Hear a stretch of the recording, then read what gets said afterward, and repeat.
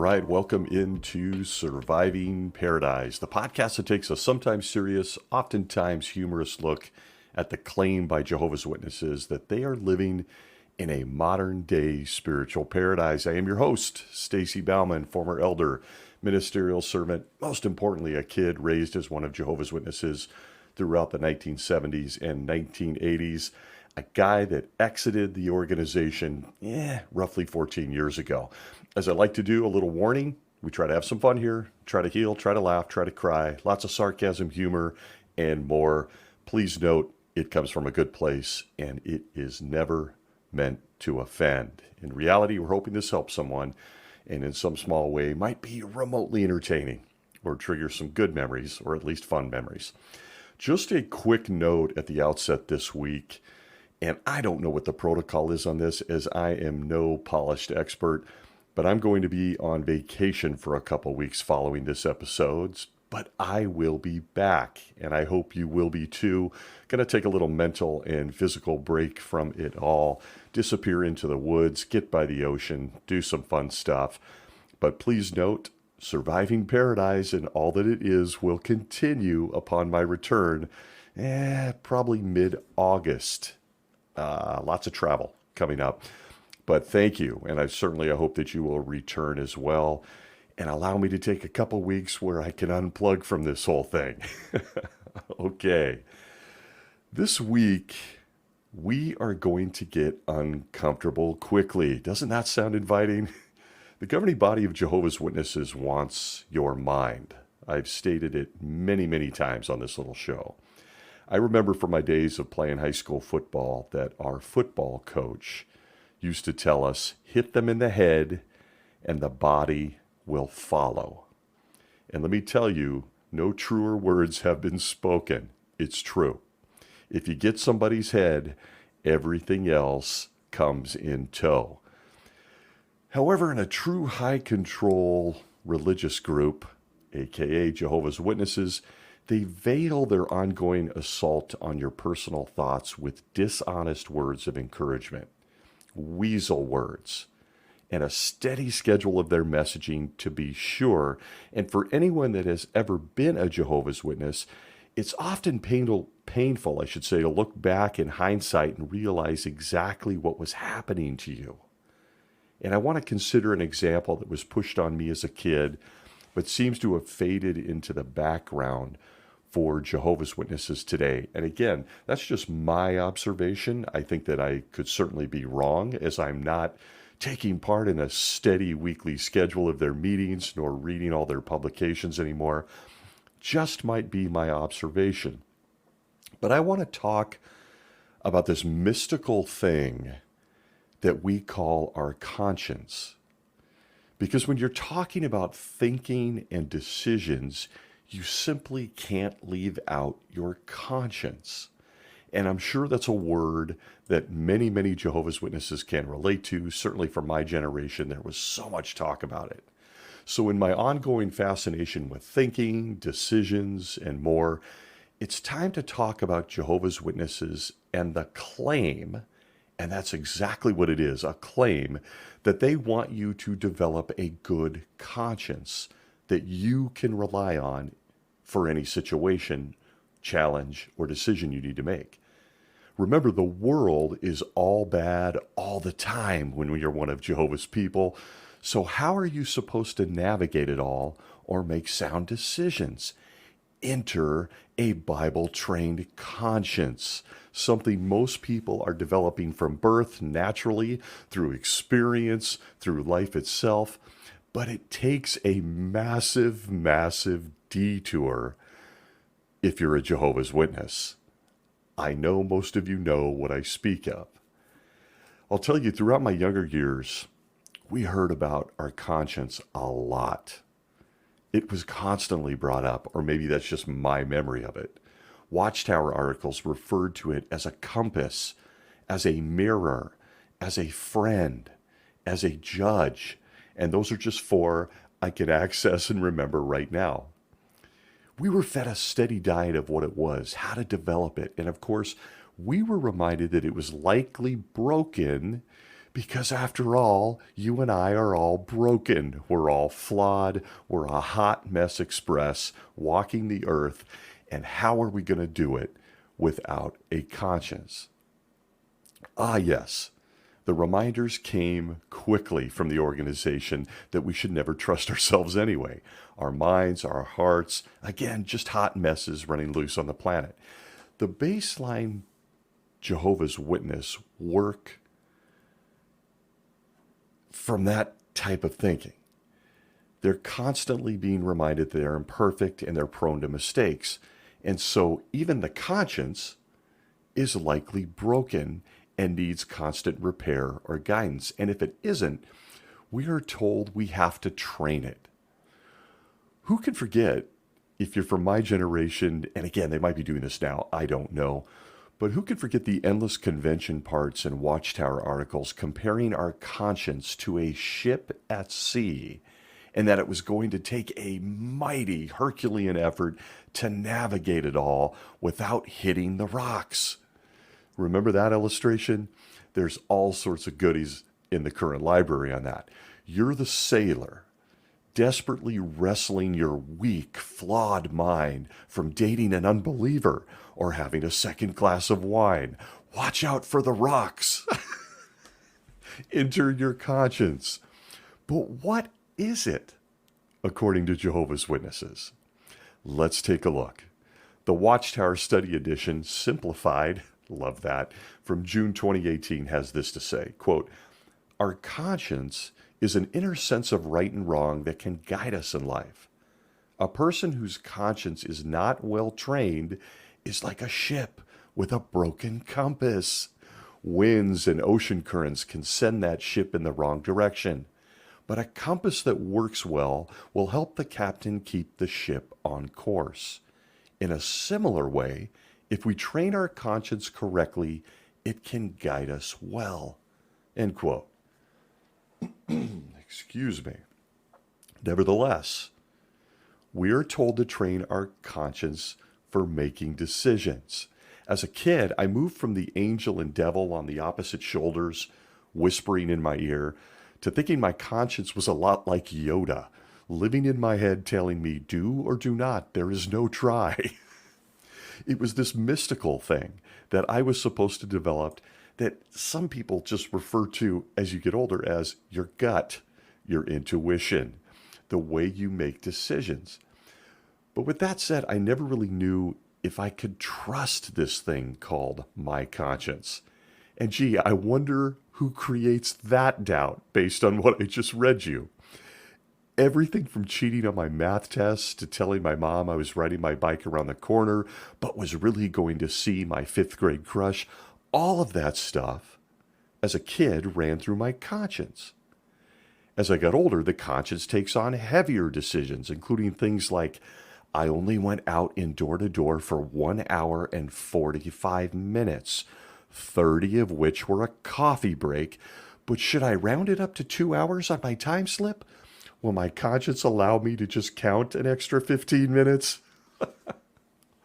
Or maybe something even more serious. I'm about to watch an R-rated movie. Is Jehovah watching? Little tidbit, he is. On and on it goes. Much like my episode on thinking a few back, the conscience is part of the whole process, creating self-doubt, low self-esteem, and a fear of all the invisible guys watching on from heaven. Scratch that, they may even be in the room with you since Satan lives here with us. The conscience is a tricky thing. Each of us possess it, or at least hopefully we do. If you don't, psychology calls that sociopathic and a whole bunch of other stuff. But in reality, it's trying to wrap your mind around what this is, if or not I should be listening to it, and how, of course, it's impacted by Jehovah's guys in New York. What is it? How's it supposed to work? Let's look at all the things conscience means according to Jehovah's Witnesses, and let's start with where they think the concept of conscience came from. Gotta do it, and I apologize in advance. From the Watchtower of 75, April 1st, pages 208 to 213, the series, the voice of conscience within. And you'll note, as with most Jehovah's Witness literature, it starts out with discrediting everyone else but them. It's a typical outline for them in all articles and public talks. But in this case, you'll note, it includes noted experts, doctors, scholars, psychologists, and more. The guys in New York just know more than everyone else. Back to the quote from 75, "Were you to look to intellectuals and philosophers for an explanation of the source of your conscience, you might be told that it is merely a social product of evolution. The opinion of evolutionist Charles Darwin was that any animal whatever endowed with well-marked social instincts would inevitably acquire a moral sense or conscience as soon as its intellectual powers had become well or nearly as well developed as in man." And Sigmund Freud said that we would reject the suggestion of an original, as one might say, natural capacity for discriminating between good and evil. What a bunch of idiots those guys were, huh? Noted men who have studied human behavior are like the rest of us, flawed. And despite studies, they're just stupid and always wrong. And so the article continues, quote, "But do such views represent the true explanation? The most ancient and consistently reliable record of man's histories and dealings answers no. In the first place, the Bible correctly states what has been borne out by honest scientific observation, that all living things reproduce after their kind. Thus, man is not merely a product of evolution, nor is his conscience." End quote. That's right. If you were paying attention, suddenly, within sentences, I should say, of calling noted scientists and psychologists stupid, science then apparently in the next sentence is back on the table as supporting evidence in backing the really only truly reliable source of information on our conscience, the Bible. That's right. Noted behaviorist, psychologist, be damned. It's the Bible, the holy book, the magic book made for the guys in New York and the rest of the anointed, that really is the only authority on what a conscience is. And here is the most reliable information we have on conscience, according to the guys in New York, from the same article. Back to it, quote, "The scriptures tell us that the Creator made man in his own image, with intelligence and a moral sense, just as God himself has these. And right from the start, the first man possessed a God-given conscience. It was not something that simply developed as society grew." End quote.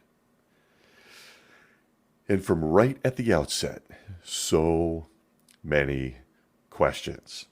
I know not to kill a teenager for being rebellious with his parents, but Jehovah, in the book that is an expert on all things conscience, who put the God-given conscience in us, says it was okay with it, in certain circumstances.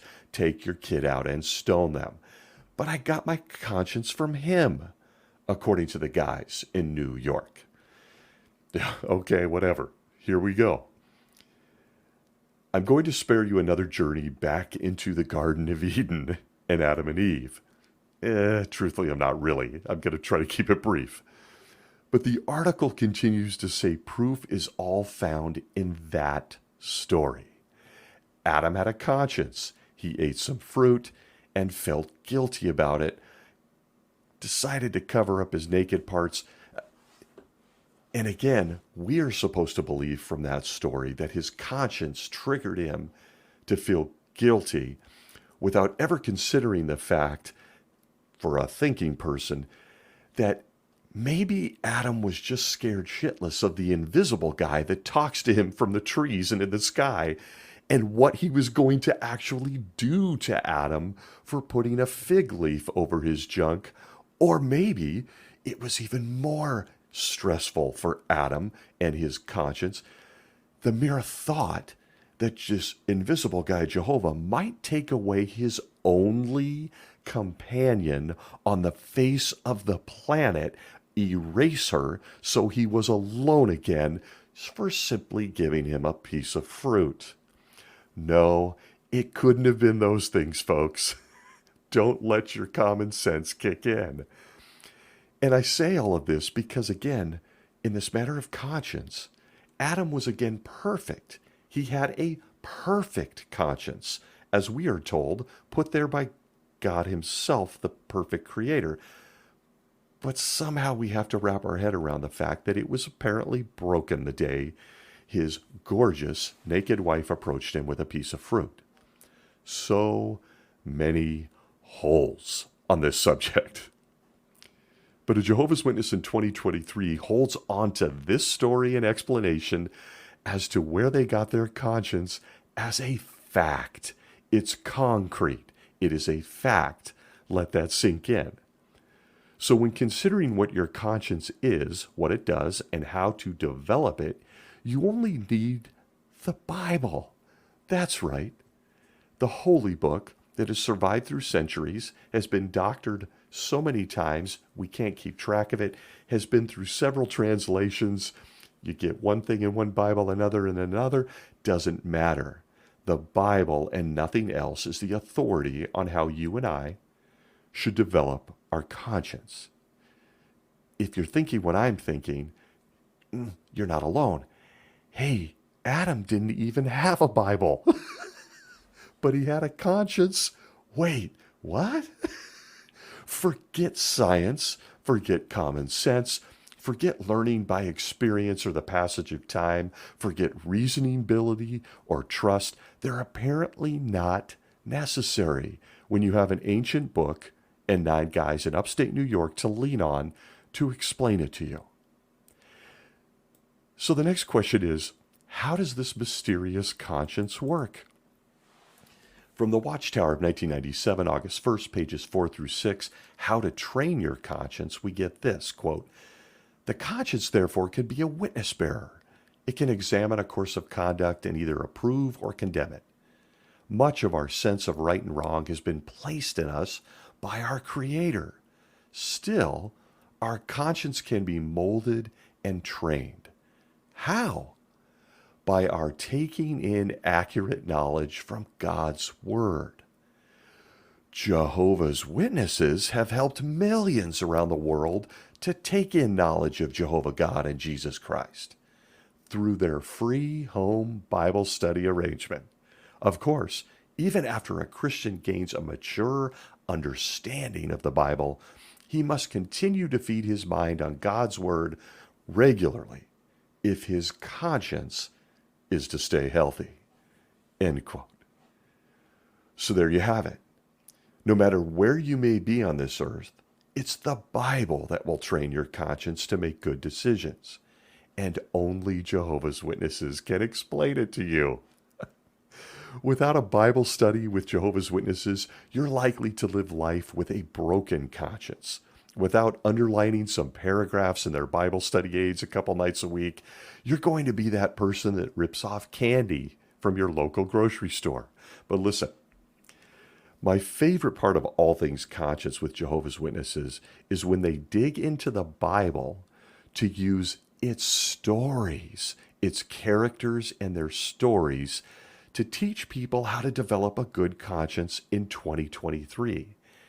And as you might have guessed, if you've been here a while or listened to this show before, I'm armed with some examples of how they do this, as well as who they seem to apply this to.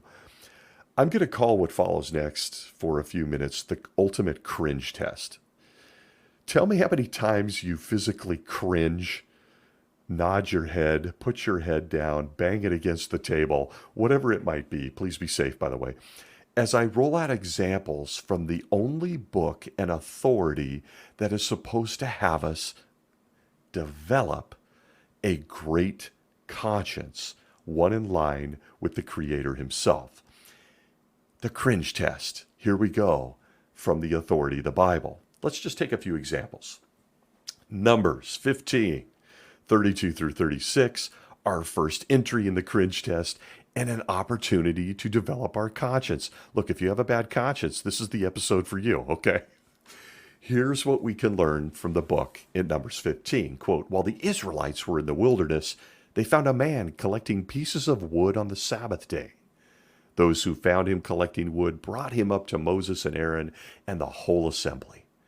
They committed him into custody because it had not been specified what should be done to him. Here's our first entry in what witnesses call a conscience matter. We'll get there. Hey, look at that, an opportunity to use your conscience and make a decision. Back to the Bible. Jehovah said to Moses, the man should be put to death without fail, and the whole assembly should stone him outside the camp. So the whole assembly brought him outside the camp and stoned him so that he died, just as Jehovah had commanded Moses. End quote. Store this away in your conscience, ladies and gentlemen. That escalated quickly. I guess this guy made a conscious decision and didn't find picking up sticks on a Sunday morning really to be all that serious, so he went for it. Wow, was he wrong. And how about those that witnessed this heinous act of picking up sticks? Faced with an opportunity to lean into their God-given conscience, after witnessing him picking up sticks on a Sunday, instead of leaning on their conscience and maybe thinking, no big deal, maybe his kids are cold and he needs to build a fire, they took him to Moses and had a rock-throwing party, pummeling him until he died. No word on how that disrupted their schedule. They needed to develop their conscience. No word yet on how their consciences felt as they watched his bloody, unrecognizable face take its last breath for picking up sticks, or even as they looked over at his family for their reaction. Nope. They're developing a conscience today, and this guy was picking up sticks on Sunday morning. Imagine if he stole his neighbor's goat or something. Wow. I guess there was nowhere to go but up. But again, as I've already stated from their literature, make sure you're having a Bible study with a Jehovah's Witness so they can use such examples to help you develop a good conscience. Don't trust your gut. We'll help you develop it. Did you cringe?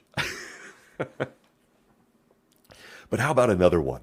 Because I could keep going for a very long time using the Bible, the authority on conscience. Conscience and how to make decisions is highlighted early and often in the book. So here we go just a little bit earlier, Exodus 21, 26 through 27. Quote, if a man strikes the eye of his slave man or the eye of his slave girl and he destroys it, he is to let the slave go free in compensation for his eye. And if he knocks out the tooth of his slave man or of his slave girl, he is to let the slave go free in compensation for his tooth. End quote. Not a lot of optometrists or orthodontists or dentists back then. So this makes perfect sense, right? You're having a Bible study with a Jehovah's Witness. We're reading Exodus 21. We're developing a conscience in line with Jehovah and his organization. You take out someone's eye, you knock out their teeth, you're just to set them free. I mean, you can at least do that. But first, where was my conscience when I started taking slaves? Did anyone notice that these are slaves? You're taking out their eye and their teeth? Wait, can we back up a minute here? I'm trying to develop a conscience. Slaves? Slaves are good. Your conscience allows you to do that, huh?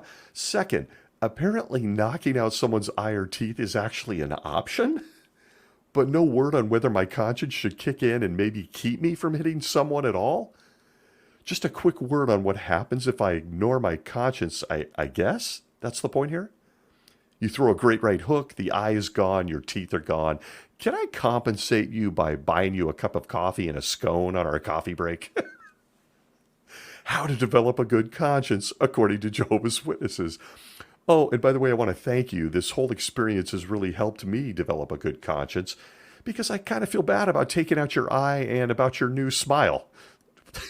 What? But there it is. Sure, I'm poking fun. Did you cringe, by the way?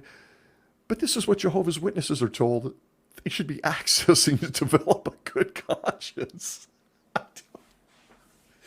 So, wow. I'm a JW in 2023, and I'm contemplating ramming someone's car in rush hour or poking out someone's eye or maybe just knocking out their front teeth because they made fun of my demo on last night's service meeting.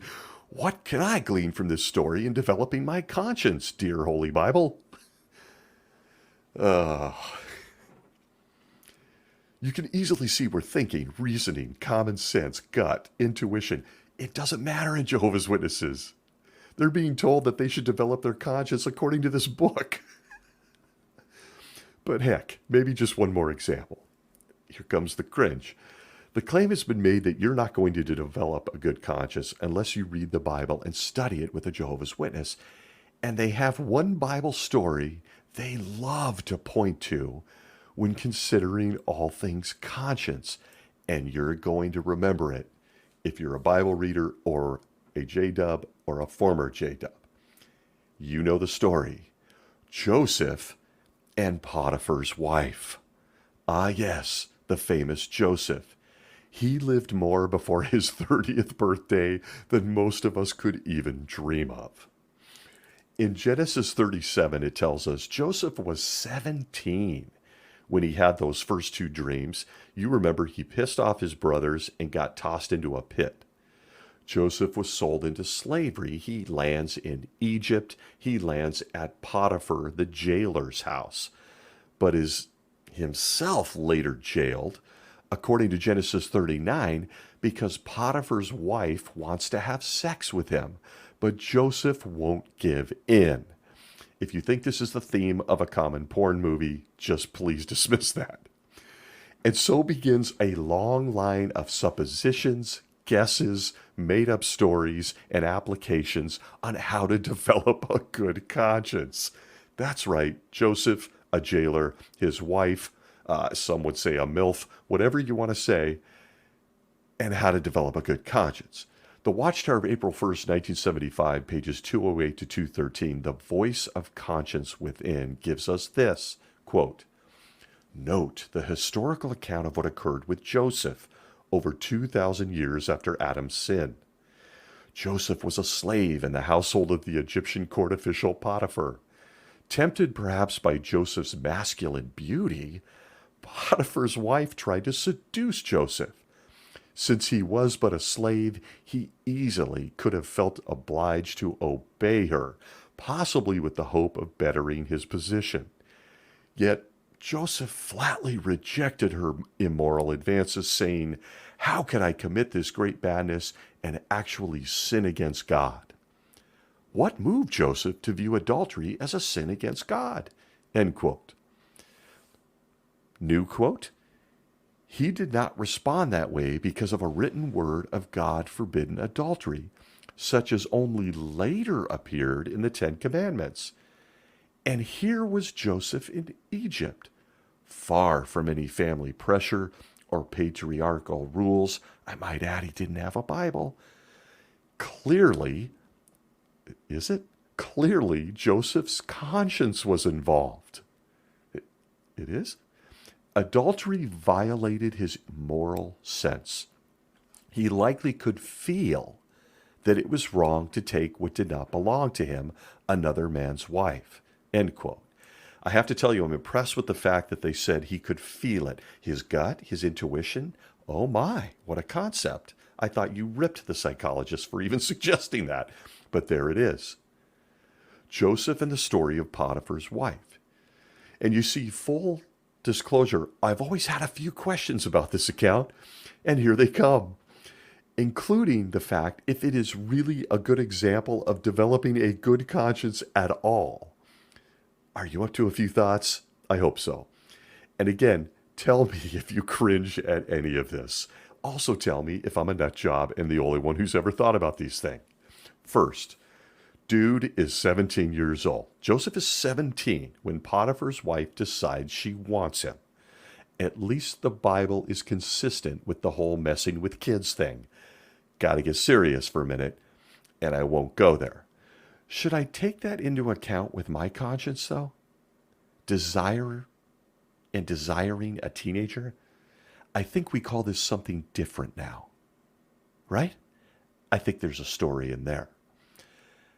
How does the Watchtower writer know Joseph had masculine beauty exactly? They make the comment that Potiphar must have been attracted to his masculine beauty. Are there photos floating around for Joseph? Does he have an Instagram page? I just can't. The insult to a Jehovah's Witness is intelligent. Oh, Joseph must have been a stud. Thunder down under. Joseph. What? Really? She was attracted to him because he was just hot? How about this? Since, as they noted, there was no law on adultery at that point, how do we know Joseph's comment about sinning against God was in reference to her wanting some naked time with him? They assume that's it, and I get why they assume it. I'm not being stupid. But as a slave, is it possible he was talking about disobeying his master and disrespecting authority? Witnesses would try to take every story and apply it to that as well, because Jehovah hates that too, disrespect for authority. Maybe Joseph was just like, I can't disrespect my boss. Who knows? There's a lot to explore there. We immediately get this strange plot that makes up today's porn movie circuit. A MILF, a faithful guy, and he isn't supposed to resist. That must be it. It's a very, very interesting take on this story. And how about just some basic human observations? Because again, I'm having a Bible study with a Jehovah's Witness, and I'm trying to develop some thinking around this. I'm trying to develop a good conscience. They say there in this article, they say clearly Joseph's conscience was involved. Well, look, sorry to be an overthinker, but could it have just been that he was scared out of his mind as to the punishment of getting caught naked with the jailer's wife? Yeah, his conscience says, oh, I just don't want to have sex. Could it be he was just thinking it through past the sex? I'm going to go to jail. This is the jailer's wife. Maybe it wasn't his conscience or thoughts on a law that didn't even exist yet, but maybe his thoughts were on, I don't know, survival. Or maybe just not wanting to go to jail at best. Not considered here in your study with Jehovah's Witnesses and how to develop a good conscience looking at Joseph. And how about this? After he won't do the deed, she claims he raped her. And I don't know if it's just me, but if this story is even real, I'm guessing Potiphar wouldn't have just sent him to jail to tell his fellow inmates about her birthmark locations and how he nailed the jailer's wife. I'm guessing he would have killed him in front of everyone as an example of what happens to people that sleep with the jailer's wife. Dead. Dudes are getting stoned for picking up sticks. Within God's organization, the Egyptians, I'm guessing they're not just sending him to jail. What if she was pregnant? What if she wasn't? What did it do to his family house, the birthright? Come on. Am I off base? But well, no, that doesn't fit the narrative, does it? Because we needed Joseph to keep the Jewish Bible story going. And so after shaming an Egyptian of high rank, he just sends him into a timeout in jail. Sure he does. Absolutely absurd. And finally, again, we're trying to develop a good conscience, and this kid was sitting there thinking this stuff, not kidding.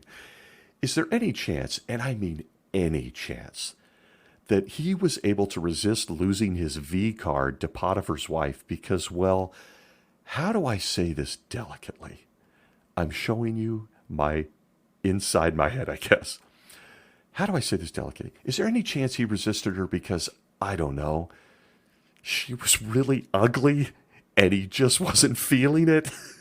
Could that have, I mean, come on, could it have at least been an option for a 17-year-old boy who's being seduced by an older woman? Could it have been that he was really able to resist her because, well, she's just not very cute? No, that couldn't be. Because the Watchtower in Bible Stories book always show Potiphar's wife to be gorgeous. She's a hottie. She always looks like a Kardashian on her way to a nightclub. Look at the pictures every time. She's a babe. She's a Kardashian. But I'm going to call BS about a woman married to a jailer in ancient Egypt. I'm guessing there is at least a small chance she wasn't an Instagram model. And, well, Joseph had his standards at 17. Okay, I'll stop. But note the absurdity. A Jehovah's Witness is told this whole story is a lesson in how to develop your conscience. Even when there are no laws or comments from Jehovah on what to do in this situation. You're 17. She's offering up a night to remember. You're reflecting on, what exactly? There's no comment on sex with married people from Jehovah himself. Outside the good old garden story about a man and a woman getting married and sticking to each other, and a little side point on using that in Joseph's case or anyone else's, that whole garden marriage thing. Folks, man, woman, sticking to each other. Quick question, who else was there? Did they have options outside sticking to one another? Last I checked, it was the two of them and a bunch of animals. Never mind. A Jehovah's Witness is supposed to turn their brain off. I'm sure Joseph thought that through and developed a good conscience. Hey, remember that Adam and Eve story? Jehovah wanted them to just sleep with each other. Not that there was anybody else around. I guess that maybe that's why Jehovah never made a law, but I'm making a law in my head. I've got an older woman attacking me, and I'm just... The level of stupid in how this is reasoned upon by the governing body and in the literature and in the drama. There was district convention dramas on this, and how hot Potiphar's wife was, and Joseph was 17 in the thrust of puberty, never had done this before. He must have been developing a good conscience. Okay. Maybe he was. We'll get to ask him in paradise, right? Okay. Great story, I guess. But how does a Jehovah's Witness take this story and apply all of this to today? If I never meet a Jehovah's Witness or I never study the Bible with them, some questions I often think of down to this very day. And I'm going to use some of those cringy examples I just shared here as examples of how a witness is supposed to develop a conscience. How about this? Since almost everyone I encounter on this earth is not a Jehovah's Witness or had a Bible study, how do they know not to steal things? How about murder people? Or how about when they drive on the right side of the road? With the majority of this planet Earth not big Bible readers and not accessing it daily to train their conscience, how are they even functioning on this planet? How are they making decisions? How do they keep from slapping that person in line at Walmart who wants to write a personal check? How about not beating up the guy that doesn't return his cart properly in the parking lot? How do they know? They haven't spent time with Jehovah's Witnesses or had a Bible study. How do you explain when someone that has never read the Bible knows not to steal his neighbor's car or his wife?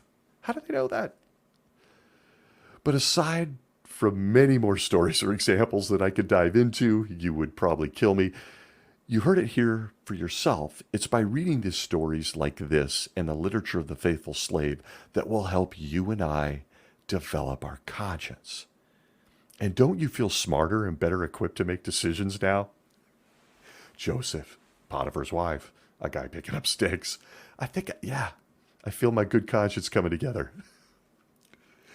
But the question that naturally comes up in reference to our conscience is how much freedom do we have to use it?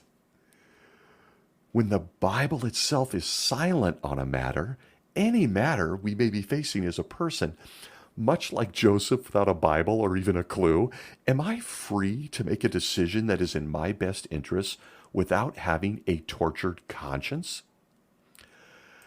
The Watchtower of 1972, October 1st, pages 588 to 591, facing up to questions of conscience, says this, quote, Jehovah God expects us to use our faculties of intelligence, our knowledge, understanding, and judgment, and to do conscientiously what our faith points us to do. God does not place us under the conscience of some other human in such matters. We must each make our own decision in harmony with conscience molded by God's word.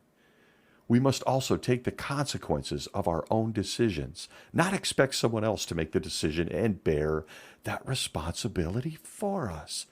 Interesting comment.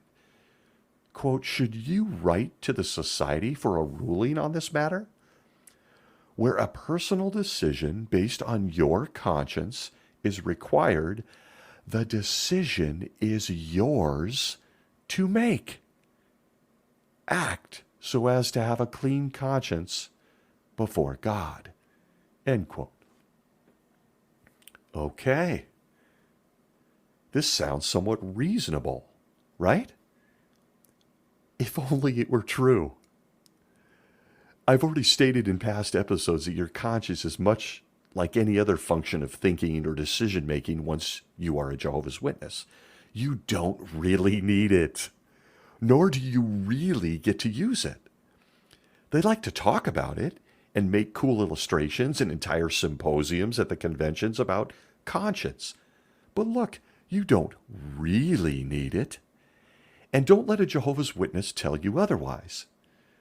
Sure, your conscience may keep you from stealing that outfit from the mall, but on life-altering decisions, your conscience can take a back seat. But again, just to emphasize the comments from the Watchtower above, their claim, quote, God does not place us under the conscience of some other human in such matters. We must each make our own decision in harmony with conscience. Where a personal decision based on your conscience is required, the decision is yours to make. End quote. But is it now? Now, to clarify again, as I just mentioned, sure, each person can make their own decision. They can. No one can control your thoughts, although, boy, do they try. But left out of this dishonest reference is the fact that if you or I make a decision based on our conscience that they, the organization, the governing body, the body of elders, don't like, they will make you pay for it. And pay you shall. As I said a moment ago, we like talking about our conscience, but we don't really allow you or encourage you to use it. Not really. And that's the real message within the walls of Jehovah's Witnesses and from their leadership. They like to talk about it. It's good fodder for a symposium. But the fact remains that despite the fact that they can't stop gut reactions and intuition, they're going to get involved. They're going to get involved. Jehovah's Witnesses have a rigid set of standards, most of which aren't even mentioned in the Bible. Therefore, according to this reference, and by just normal human maturity, would immediately, by default, fall into what's called a conscience matter. You know the term, if you've been a witness for any amount of time. A conscience matter. How many times when you approach an elder, because it says you don't need to, but everybody does, I can find you 10 more articles that says go to the elders when you're befuddled and can't make a decision. Most of those things fall in what's called a conscience matter. And I want to consider a few examples of things that are highly, highly, highly controlled inside Jehovah's Witnesses, but that the Bible, the authority on all things conscience, is completely silent on. This is a bit of a quandary now, isn't it? I want to develop good decision making and a good conscience and feel good about my decisions, but the Bible doesn't mention it. Looks like I'm going to go with my gut. Here are a few things the Bible makes no mention of that Jehovah's Witnesses will pay a price for, depending on their decision. I've said them before, but here's a few. Our hair and our beards. What? That's right. That stuff that grows on your personal body. I bet you thought those belonged to you and you can make decisions and have a good conscience on. But they don't if you're a Jehovah's Witness. Deciding how long your hair is or even where it grows on your body isn't up to your conscience as a witness. You want a beard? Your character is smeared and you're not able to help around the congregation. No titles for you. You're a sister and you want to dye your hair a beautiful shade of purple. Brace yourself for the unexpected local needs talk regarding women and hair color, all while you sit uncomfortably in the audience with everyone staring at you and your beautiful purple hair. You will then distract yourself looking for Jesus' counsel in the Bible on the color purple, hair length, and more, only you won't find it because it isn't there. It doesn't exist. Folks, it's a conscience matter. But if you choose to do it, everyone in your congregation will make you suffer. Your decisions are not your own. And so something that you felt perfectly good about, doesn't it look great? Suddenly, you will be made to feel horrible about. We took your good conscience and we took a dump on it, and now you can live with it. And by the way, if you're a sister, you can forget any privileges. Not going to happen. How about another example? Clothing. There's not much in the good book regarding clothing, so forget looking for any rules regarding nylons, high heels, tight pants, or bow ties. All things I've witnessed finding their way into local needs parts or in direct private counseling sessions. I'll never forget two of my favorites from my time as an elder. A serious debate, brace yourself for this, a serious debate between grown men on how long a slit in a sister's skirt can be. Is 2 inches okay? Is 4 pushing the envelope? Not mentioned in the Bible. She should be able to develop her own conscience on this, but she's got great legs, and we're seriously concerned about this. Grown men debating inches in a skirt slit. And the other favorite, and I'll never forget it, was should women, again, these are men getting involved in conscience matters, if women can wear open-toe shoes. Remember this one, ladies? Or was it just a West Coast U.S. thing? The Bible doesn't comment on open-toe shoes, high heels, but we do. These may seem like conscience matters, but think again. We're prepared to shame you if necessary. And for my time, listening in on grown men debate whether a sister could have open-toe shoes, a slit in her skirt, or anything else, I came away fully convinced that someone with a title in this organization either has a foot fetish or some very other serious issues. Welcome to the 1980s. The Bible's silent. You're a woman or a guy trying to develop a good conscience. This is what you're faced with as a witness. Not in the Bible. A couple more examples quickly. Tattoos. I've covered this before. Not going to go into detail here, but needless to say, it should be a conscience matter. It's not mentioned. There is one mentioned in the Mosaic Law, pretty close to where that guy picking up sticks got killed for it, where you should never cut your hair or shave your beard, and markings and tattoos were bad, creating a whole bunch of Christianity a la carte decision making there. And with tattoos, it was never an issue until someone sees it. I knew of people, especially sisters in this case, that were hiding their tattoos just to avoid getting in trouble, despite the fact that their conscience said, no big deal. I got my mom's name on my shoulder blade. I got my kids' names on my forearm. What? No comment in the Bible. My conscience is fine. It's not going to be fine. at your local Kingdom Hall. And just a few more of life's basic things that aren't even remotely commented on by the Bible, therefore technically conscience matters, that the governing body fills the gaps in on, all the while promoting some side eye if you don't agree with what they think your conscience should say. I actually hate the word conscience. It's hard for me to say for some reason. They even create warnings and possible discipline if your conscience allows you to make a decision other than theirs. Some examples include movies and music, dancing, how you dance, gambling, smoking, politics, sexual activity among married people or consenting adults. The car you drive can be called into question. Where you go on vacation, the house you bought, it's a little ostentatious. So much more. Not commented on in the Bible, but as a witness, your conscience says, no big deal. It's a house, it's a car, it's a tattoo. What's the big deal? They're going to make a big deal out of it. Two more quick examples that cause so many problems. I just have to get these out. The Bible is either silent or actually encourages us to use our own conscience. So the first one, and this one's big with witnesses, holidays and birthdays. I'm going to keep this brief, but I recommend studying this thoroughly. Very few Jehovah's Witnesses realize that the Bible actually leaves the decision to celebrate holidays, birthdays, special days, or anything else up to a person's conscience.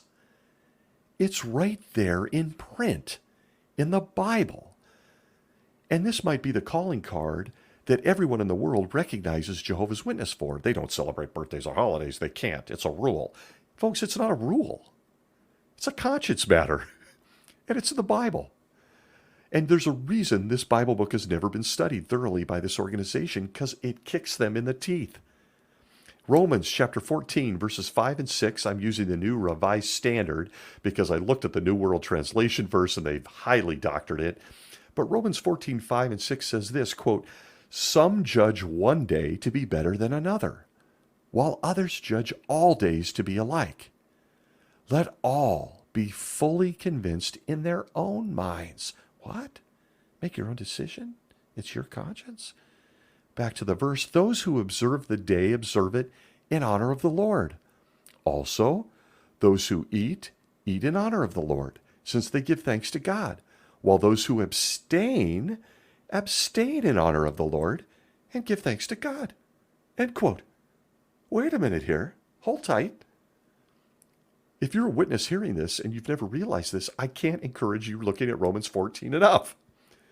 It's right there in your Bible. It literally says, let everybody decide on their own what a special day means or what a special occasion means. The only thing that's required is just thank Jehovah for it. That's it. A big thank you to Jehovah. You notice Jehovah didn't make a rule. Hey, is that day special to you? Go for it. That the other person not so much? Go for it. It's up to you guys. Nobody's getting hurt. Nobody's getting hurt. Make your own decision. It's staggering. But if you think you can pull this reference out to support why you have a Christmas tree or a birthday cake, you better think again if you're a Jehovah's Witness. Your conscience means nothing. You're about to be disciplined. It's a staggering example, the holiday birthday thing, when the Bible literally says it's a conscience matter. It's up to you. You're not hurting anybody. Birthday cake, a song, couple presents, good for you. I don't like it. Okay, good for you too. Make your own decision. What? Not if you're a J-dub.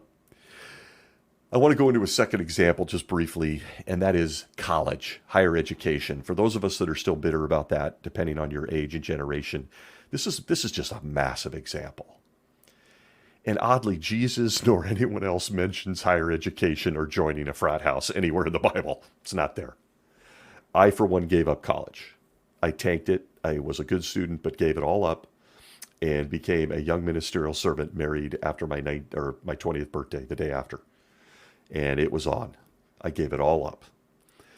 The Watchtower of 2008, April 15th, page 4, in reference to how your conscience should develop around higher education, says this, quote, what though of higher education received in a college or university?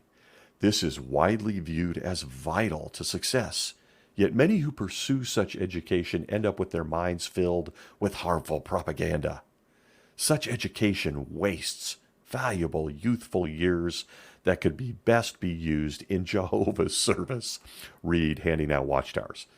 Back to the quote, perhaps it is not surprising that in lands where many have received such an education, belief in God is at an all-time low. Wonder why. Rather than looking to the advanced educational systems of this world for security, a Christian trusts in Jehovah. End quote. Don't trust your conscience.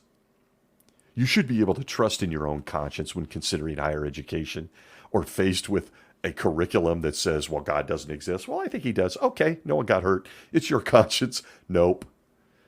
As you can see, if you decided to go to college, you've made the wrong decision. And we're going to make sure everyone sees you as weak or possibly bad association. You clearly have a faulty conscience. And that is a grim reality in Jehovah's Witnesses. I get a lot of DMs and notes from people saying that, oh, that's changed. They've loosened up on some of these things. Okay, great. I don't believe that. I've been watching the recent videos, the recent convention parts. They're hammering at higher education as a negative thing. They may have eased off the gas pedal a bit, but your conscience never comes into play. You don't make that decision. You don't listen to your gut, your intuition that you want to do something else with your life. It's absolutely stifled inside of Jehovah's Witnesses. All of this is to prove that while they do a lot of talking about developing a good conscience, they don't mean it. They never have. They don't want you making your own decisions or reasoning on anything without them having a say in your decision. And then a say in how your conscience reacts to it. Imagine the lack of self-awareness it takes to write something like this. From the Watchtower of 1982, July 15th, pages 16 through 21, how do you guide your life? We get this, quote, with this in mind, persons today who oversee or coordinate others' activities must take care not to burden them with unnecessary human regulations. The inclination to do that may be strong in those who are very strict or demanding of themselves, and who thus feel that others should view matters the same way. Paul, however, wrote Christians, not that we are the masters over your faith, but we are fellow workers for your joy, for it is by your faith that you are standing. Related to this, Christians in general should guard against wanting someone with authority to make rules on every matter. End quote. I don't even need to say anything, do I? The lack of self-awareness. Every former or current Jehovah's Witness knows that paragraph is a complete lie. An absolute lie. A group of men who do nothing but make rules and regulations telling us, hey, you probably shouldn't make rules and regulations. You often wonder, do they even proofread this stuff? The entire framework of a Jehovah's Witness's life centers around man-made rules and regulations. They most definitely tell you what to do. A person's conscience rarely comes into play. And if it does, and if your conscience allows you to get that tattoo or to color your hair purple, you can bet you're going to hear about it. I had give several examples in a past episode on the Pharisees, if you care to listen to an oldie but a goodie. The organization and your local body of elders are most certainly masters over your faith. And as we all know, this includes a possibility of being shunned for the rest of your life. If your conscience says, I'm okay with a birthday, they'll shun you. And they'll require everybody else, including your own parents and family, to shun you. And so for that matter, this development of a conscience is absurd. Most Jehovah's Witnesses simply listen and obey. Anything that they call a conscience matter defaults to, what do the elders tell me to do? Conscience matters are just, I need to find somebody else to tell me what to do. My gut and intuition ignore those. I don't know where they came from. I haven't read the Bible enough. All of this leads to something that truly has fascinated me forever. And yes, it's right back to the good old chicken or the egg argument. I believe the governing body has mastered all of this, as can be seen in millions of people following 9 guys they'll never know. It's as if they've hijacked your conscience, and even that wasn't enough. Because by hijacking your conscience, they don't have full control, they want more. There is the concept of what they can actually do to your conscience if they don't fully have it, and how they create millions of guilty consciences on a daily basis. And I hope I'm conveying my thoughts on that well. I don't want to explore what guilt is this late in the show, but this guilty conscience thing is really fascinating to me. I've always felt that all their commentary on developing, I should say, a conscience only leads to a sort of arrested development dynamic. Your conscience really only develops in a way they want it to, following years of conditioning. You remember at the outset, they claim that the only way you can have a good conscience is by reading an ancient book and letting them tell you what it means, having a Bible study with them. And I'm sure I'm not alone when I say that many times my conscience was perfectly okay with a decision, an action I did, but was somehow, in the course of time, even rather quickly, made to feel guilty, bad, like my good conscience went to bad conscience. And you might be saying, how? Because what my conscience allows me to do isn't what they say it should allow me to do. And look, as a classic overthinker, here is why the guilty conscience thing was always so interesting to me. Walk with me for a minute. Most of us possess common sense or develop it. Even when it came to things to do or not to do as a Jehovah's Witness, you kind of develop good thinking, a good conscience. Ignoring your conscience, stealing a toy and getting caught, it teaches you a few things, right?